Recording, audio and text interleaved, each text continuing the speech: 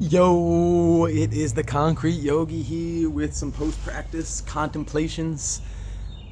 Today, I just want to check in. I've been talking a lot about the sutras and the first of the Yoga Sutras, but I don't think I've talked enough about what yoga really means. And I think that we should all just forget. Immediately forget what you think about yoga, what you think the word means, what you think the practice is. Let's start from scratch. Okay, let's start with the definition of the word. We've done this in the past. I've spoken on it briefly, but the word yoga, it's to unite, to bring together, to find union. This union, it starts at different levels. It has different stages. Okay, first it's the mind to body. It's noticing the hand moving. Are you the hand moving? Are you the one moving the hand? Are you the one noticing the hand? All these convoluted questions start to get asked, and it really brings you deeper and deeper down the rabbit hole, if you will, of what the word means. So to find out what it really means, you almost have to skip to the end of the Yoga Sutras. I know that sounds silly, but the text is written in a almost backwards way. At first, he describes the goal.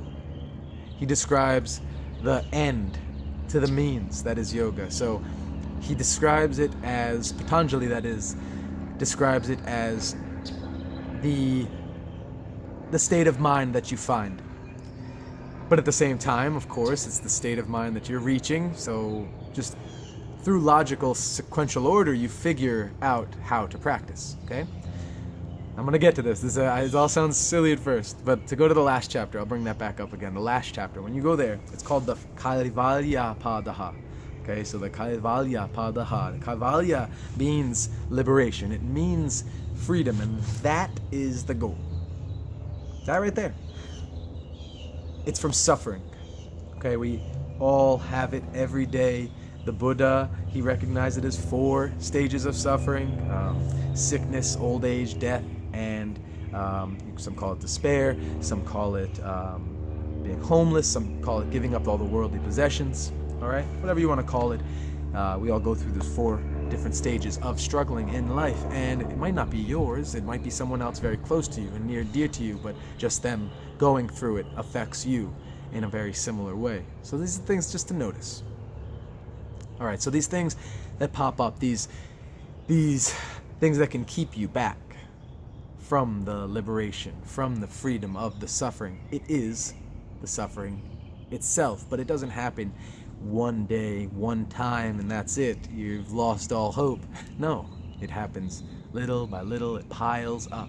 You might remember this motion. Okay, it piles up, but it's when you decide to stop the piling. It's when you decide to start unburying. You can check my last YouTube video for more description of what I'm doing here.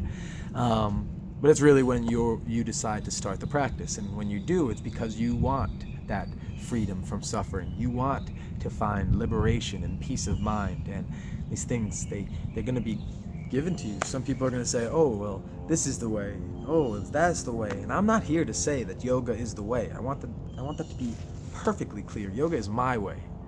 Yoga is my way. Yoga is the way. It describes the way, what is happening.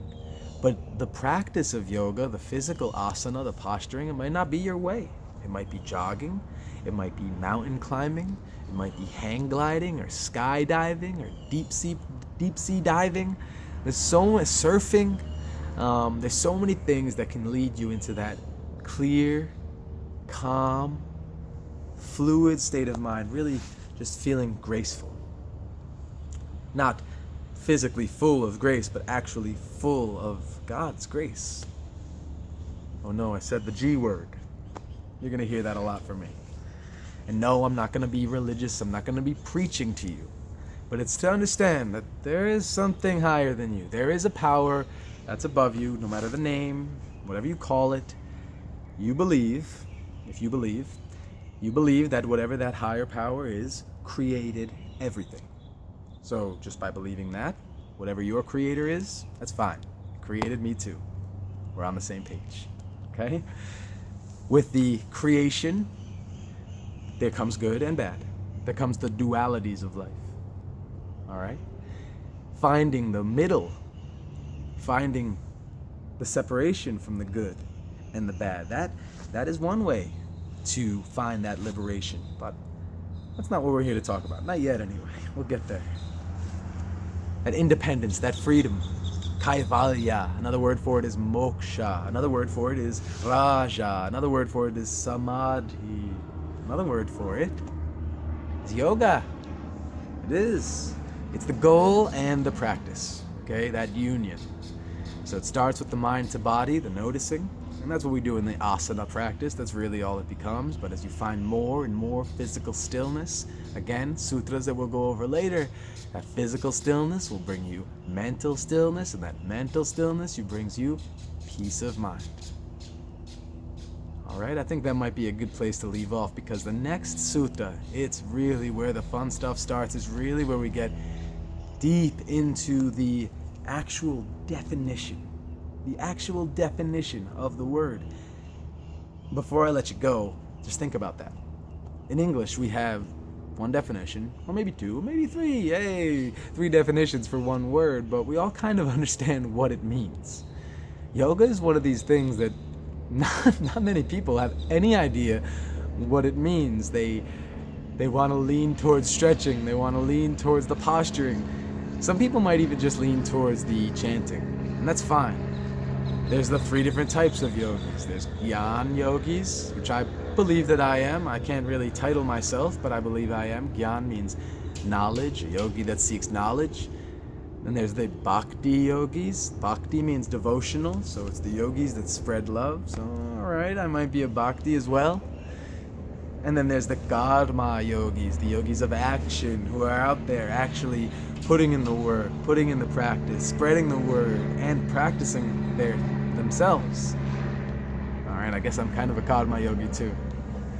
I'm a concrete yogi. Have a great day, everyone. Thank you so much for checking in. Remember to check out my Instagram, check out my Facebook page, give me a like there, give me a follow. Check out, I'm going to have all sorts of live videos going on there. I hope you have a beautiful day. Peace, blessings. Remember, you are loved. Peace.